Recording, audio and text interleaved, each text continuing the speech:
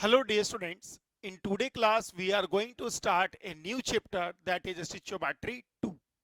जैसा कि आपको नाम से समझ में आ रहा होगा, यह स्टिचोमेट्री 1 का ही एक्सटेंशन है। बेसिकली आप बहुत सारे बुक्स में देखोगे, खासकर जेई मेन एडवांस नीट के लिए जो बुक लिखे जाते हैं उसमें स्टिचोमेट्री 1 और 2 को एक साथ लिख दिया जाता है। लेकिन 11th स्टैंडर्ड के बुक में स्टिचोमेट्री 1 जो है वो अलग चैप्टर है और स्टिचोमेट्री 2 जो है वो अलग चैप्टर है। एनसीईआरटी में स्टिचोमेट्री 2 बेसिकली रेडॉक्स रिएक्शंस के रूप में मेंशन किया हुआ है। हालांकि इस चैप्टर में रेडॉक्स रिएक्शंस के अलावा और भी बहुत कुछ हम लोग स्टडी करेंगे। तो बारी बारी से हम लोग स्टडी करना शुरू करते हैं, क्या क्या टॉपिक इसमें हम लोग को स्टडी करना है और कैसे हम लोग प्रोसीड करने वाले हैं। तो चलिए शुरू करते हैं क्लास को। देखिए, इस पार्टिकुलर चैप्टर में हम लोग को स्टडी करना है तीन चीजें। सबसे पहले हम लोग स्टडी करेंगे type of reactions, type of chemical reactions. और ये जो केमिकल रिएक्शंस मैंने लिखा है आप देख सकते हो, एसिड बेस रिएक्शन लिख रखा है और रिडॉक्स रिएक्शन लिख रखा है। ये एसिड बेस रिएक्शन और रिडॉक्स रिएक्शन को पढ़ने का रीजन ये है कि जो हम लोग थर्ड पार्ट इस चैप्टर में पढ़ने जा रहे हैं टाइट्रेशन, वो एसिड बेस टाइट्रेशन और रिडॉक्स टाइट्रेशन ही है। तो एसिड बेस टाइट्रेशन और रिडॉक्स टाइट्रेशन को अच्छे से समझने के लिए, उसके न्यूमेरिकल्स को करने के लिए हम लोग को एसिड बेस रिएक्शन और रिडॉक्स रिएक्शंस का इंफॉर्मेशन नॉलेज चाहिए। बहुत बार लोग एसिड बेस नहीं भी पढ़ते हैं क्योंकि 10th क्लास में आपने पढ़ रखा होगा, लेकिन मैं आपको एसिड बेस को बहुत अच्छे से पढ़ा दूंगा पहले, एंड देन आफ्टर हम लोग टाइट्रेशन में एसिड बेस टाइट्रेशन के सवाल को करेंगे, जिससे आपको बहुत सहूलियत होने वाला है। दूसरा है N factor and equivalent concept, normality concept, ये सब के बारे में हम लोग पढ़ेंगे। बेसिकली ये बहुत इंपॉर्टेंट कंसेप्ट है जिससे कि टाइट्रेशन का क्वेश्चन हम लोग सॉल्व करेंगे। याद रखिएगा, टाइट्रेशन एकदम न्यूमेरिकल टॉपिक है जिसमें कि आपको न्यूमेरिकली एक्टिव होना पड़ेगा, न्यूमेरिकली थोड़ा ज्यादा प्रैक्टिस करना पड़ेगा, तब जाकर के इस पार्टिकुलर चैप्टर पे कमांड कर लोगे। बहुत सारे लोग मैं देखता हूं कि टाइट्रेशन से डरते हैं कि टाइट्रेशन एक बहुत कठिन टॉपिक है। ऐसा नहीं है, बस टाइट्रेशन को अच्छे से करने के लिए आपको स्टिचोमेट्री 1 का सारा नॉलेज एज वेल एज ये type of reaction and factor equivalent concept का सारा नॉलेज चाहिए। तो प्रॉब्लम आसानी से बनेगा। लेटर ऑन हम लोग जब टाइट्रेशन पढ़ेंगे तो बहुत सारा प्रॉब्लम करेंगे, जेई मेन नीट लेवल के भी और फिर जेई एडवांस लेवल के भी अलग से करेंगे। तो चलिए शुरू करते हैं हम पार्टिकुलर चैप्टर को टाइप ऑफ केमिकल रिएक्शन से, जहां पर हम लोग एसिड बेस के बारे में सबसे पहले शुरू करेंगे। तो एसिड बेस रिएक्शन शुरू करने से पहले हम लोग ये जान लेते हैं कि एसिड बेस क्या है। अब देखिए, अगर आप एसिड बेस का देखोगे क्लासिफिकेशन, तो इसको हम लोग थ्री टाइप में डिवाइड कर सकते हैं। थ्री कंसेप्ट होता है एसिड बेस का। एक होता है आर्हेनियस कंसेप्ट, एक होता है ब्रॉन्स्टन कंसेप्ट और एक होता है लुइस कंसेप्ट। ठीक है, तो इन तीनों कंसेप्ट के बारे में बारी बारी से हम लोग स्टडी करते हैं। देखिए, सबसे पहला है आर्हेनियस कंसेप्ट। आर्हेनियस कंसेप्ट कहता है acid R H plus donors, acid R H plus donor when dissolved in water, when dissolved in water, जब आप वाटर में डिसॉल्व करोगे तो एसिड क्या करेगा, H प्लस डोनेट करेगा। कुछ एग्जाम्पल लिख सकते हैं, यहां वाटर में डिसॉल्व करना जरूरी है। आर्हेनियस कंसेप्ट इनसाइड वाटर के लिए ही डिफाइन होता है, जैसे HCl है, HNO3 ले लो आप, HClO4 ले लो, H2SO4 ले लो, ये सब जो है वो क्या है आपका, ये सब जो होगा वो आर्हेनियस एसिड है। इसी तरह से हम लोग बात करते हैं आर्हेनियस बेस का।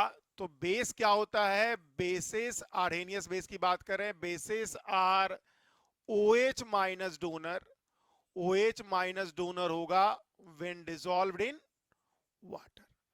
जब वो वाटर में डिसॉल्व किया जाएगा तो क्या होगा, OH माइनस डोनर होगा। जैसे फॉर एग्जांपल में हम लोग बात करते हैं KOH का, फॉर एग्जांपल में बात करते हैं CaOH होल 2 का, फिर एग्जांपल में बात करते हैं NaOH का, और फिर ये सब। ठीक है, तो ये सब कुछ आर्हेनियस एसिड और आर्हेनियस बेस का एग्जाम्पल है। हालांकि देखिएगा ये आर्हेनियस एसिड और बेस का कंसेप्ट बहुत जगह फेल करता है, हम लोग आगे एग्जाम्पल लिखेंगे, ठीक है। इससे पहले हम थोड़ा सा एग्जाम्पल लिखते भी चलते हैं साथ साथ में ताकि आपको सुविधा हो। देखिए यहाँ पे एग्जाम्पल लिखा हुआ ही था। मान लो मैं NaOH और HCl के बीच का रिएक्शन की बात करता हूं, तो ये एग्जाम्पल तो आसानी से आर्हेनियस कंसेप्ट से एक्सप्लेन हो रहा है, आप समझ ही रहे हैं। NaOH क्या है? NaOH है OH माइनस डोनर, ये जो है OH माइनस डोनेट कर रहा है, ये जो है H प्लस डोनेट कर रहा है, और अगर ये OH माइनस डोनेट कर रहा है तो ये हो गया बेस, ये अगर H प्लस डोनेट कर रहा है तो ये हो गया एसिड। तो this is the first concept जो कि आर्हेनियस कंसेप्ट से ये एक्सप्लेन हो गया। एक्सप्लेन्ड बाय, मैं इधर लिख रहा हूं एक्सप्लेन्ड बाय आर्हेनियस कंसेप्ट, बिल्कुल एक्सप्लेन्ड हुआ आर्हेनियस कंसेप्ट से, ठीक है। लेकिन अगर मैं कोई और एग्जांपल ले लूं, मैं एग्जांपल एक ले लेता हूं, दूसरा एग्जांपल NH3 HCl के साथ रिएक्शन कर रहा है और बना रहा है NH4Cl, और अगर मैं इसको एक्सप्लेन करने का प्रयास करूं with the help of Arrhenius concept तो हम लोग नहीं कर पाएंगे, क्योंकि इसमें HCl तो चलो H प्लस दे रहा है, एक पल के लिए बात करते हैं, एक्वस मीडियम ले लेंगे तो आर्हेनियस कंसेप्ट से HCl एक्सप्लेन हो जाएगा, लेकिन NH3 एक्सप्लेन नहीं हो पाएगा, ठीक है। मतलब NH3 के पास OH माइनस नहीं है, विदाउट एडिशन ऑफ वाटर की बात कर रहे हैं हम लोग, नहीं है, तो इसलिए वो हम आर्हेनियस बेस के रूप में नहीं कह सकते हैं, और इसलिए एक न्यू कंसेप्ट दिया गया है, Bronsted concept, Bronsted Lowry concept, जो क्या कहता है acids are H plus donor. इसमें मीडियम बहुत ज्यादा इंपॉर्टेंट नहीं है, इवन गैस फेज में भी हम लोग ब्रॉन्स्टेन कंसेप्ट लगा सकते हैं, H प्लस डोनर होगा, व्हाटएवर तरीके से यूज हो, लेकिन मीडियम यहाँ वाटर जरूरत नहीं है। एग्जाम्पल कमोबेश वही है, एक्वस है वहां पर, यहाँ पे नॉन एक्वस है, कोई और सॉल्वेंट है या फिर अलग फेज में है, COOH वगैरह जो भी है, ठीक है। और बेस क्या होता है? Bases are H plus acceptor, देख लीजिए, बेसिस जो होगा वो H प्लस एक्सेप्टर होगा, बेस जो होगा H प्लस देगा, सॉरी बेस जो H प्लस लेगा, एसिड जो H प्लस देगा और बेस जो H प्लस लेगा। अब जैसे एग्जाम्पल में आप देख सकते हैं NH3 है, N2H4 वगैरह है, जिसके पास भी RNH2 वगैरह है। अब एक सवाल बहुत बार उठता है कि क्या ये जो ब्रॉन्स्टेंट बेस में हम लोग कैरेक्टराइज कर रहे हैं वो क्या आर्हेनियस बेस को हम लिख सकते हैं उसमें? तो इसका जवाब है बिल्कुल हाँ, लिख सकते हैं। Bronsted concept is advance concept than Arrhenius concept, और इसका मतलब है all Arrhenius bases will be Bronsted base but all Bronsted base will be not Arrhenius base, मतलब इससे ज्यादा एडवांस कंसेप्ट है ये। तो अगर ये Arrhenius बेस है तो ये Bronsted बेस में लिखा जाएगा, लेकिन Bronsted बेस Arrhenius बेस में नहीं लिखा जाएगा। जैसे देखिए यहीं पे मैं एक्सप्लेन करता हूं इस रिएक्शंस को सबसे पहले। अब ये H प्लस दे रहा है, तो H प्लस दे रहा है मतलब ये हो गया एसिड, और जरा गौर कीजिए इस रिएक्शन को, तो यहाँ NH4 प्लस और Cl माइनस है, ये क्या कर रहा है H प्लस इसके पास जा रहा है, H प्लस इसके पास गया, NH3 के पास गया और H प्लस जुड़ गया उससे, तो NH3 ने क्या किया H प्लस एक्सेप्ट किया, तो जैसे ही H प्लस एक्सेप्ट किया तो H प्लस एक्सेप्टर मतलब बेस की तरह हो गया एक्सप्लेन।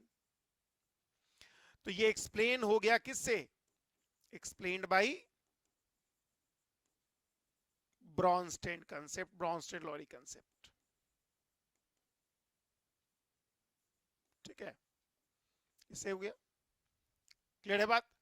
लेकिन ध्यान देने वाली बात यह है कि एक और ऐसा कंसेप्ट है, एक और इस तरह का एग्जाम्पल दिखेगा जो एक्सप्लेन नहीं हो पाएगा। जैसे कि मैं तीसरा एग्जाम्पल लिखते हूं, मान लिया आप NH3 को BF3 के साथ रिएक्शन कराए, और NH3 को BF3 के साथ रिएक्शन कराए, H3N BF3 हो गया,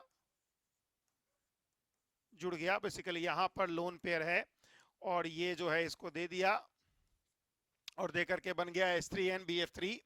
एडिशन कंपाउंड। तो ये क्या है, ये जो है एक्सप्लेन्ड बाय, जरा गौर कीजिएगा, ये जो है एक्सप्लेन नहीं हो पाएगा अभी आर्हेनियस कंसेप्ट और ब्रोंस्टन कंसेप्ट से। तो भाई अब इसके लिए फिर एक नया कंसेप्ट दिया जाएगा, दैट इज लुईस कंसेप्ट।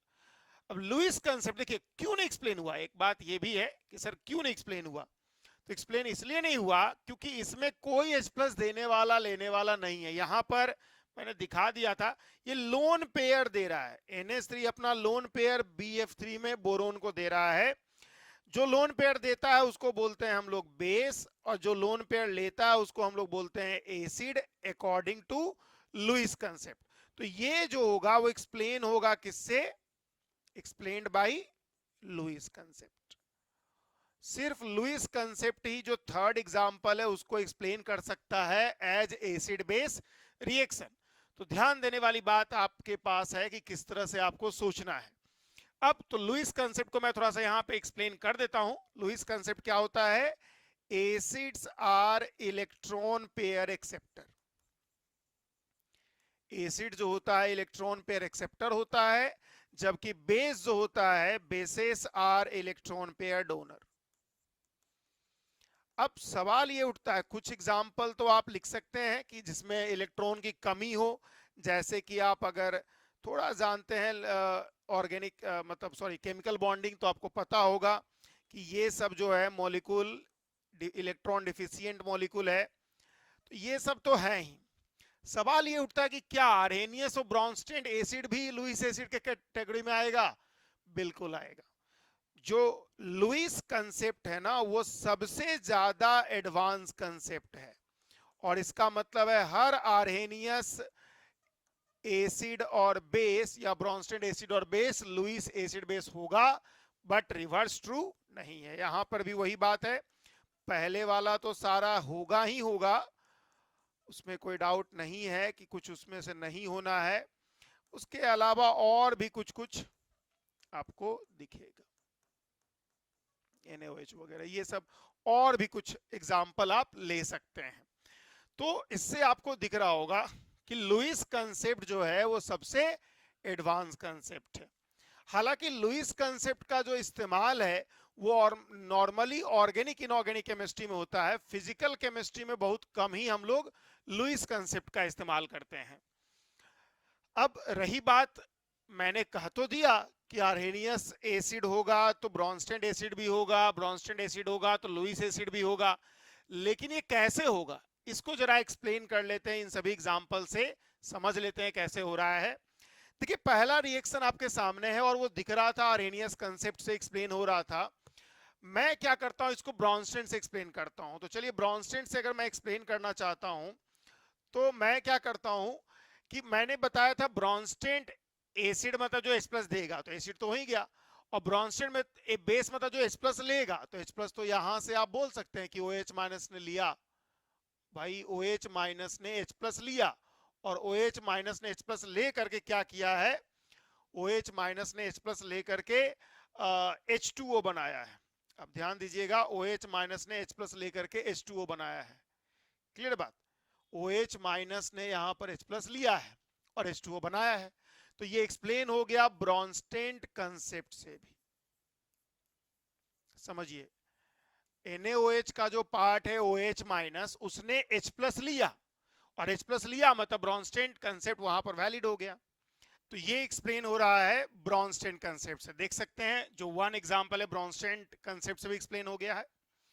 अगर हमें इसको लुईस कंसेप्ट से एक्सप्लेन करना है तो हम लोग क्या करते हैं, हम लोग ये करते हैं, देखिए लुईस कंसेप्ट क्या कहता है, इलेक्ट्रॉन पेयर देने वाला लुईस बेस, इलेक्ट्रॉन पेयर लेने वाला लुईस एसिड। तो देखिए माइनस का मतलब इलेक्ट्रॉन पेयर, और अगर ये इलेक्ट्रॉन दे रहा है, इलेक्ट्रॉन पेयर दे रहा है H प्लस को, तभी तो दोनों आपस में जुड़ रहा है।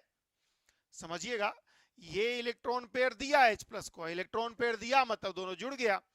तो ये लुईस कंसेप्ट से भी एक्सप्लेन हो जा रहा है। जो पहला एग्जाम्पल है, जो फर्स्ट एग्जाम्पल की बात है, वो लुईस कंसेप्ट से भी एक्सप्लेन हो रहा है। सेकेंड में देखिए, आप ये कह सकते हो H प्लस इसके पास गया, या ये भी तो कहा जा सकता है कि लोन पेयर NH3 ने H प्लस को दिया, और H प्लस को दिया मतलब ये क्या हो जाएगा, लुईस बेस हो जाएगा।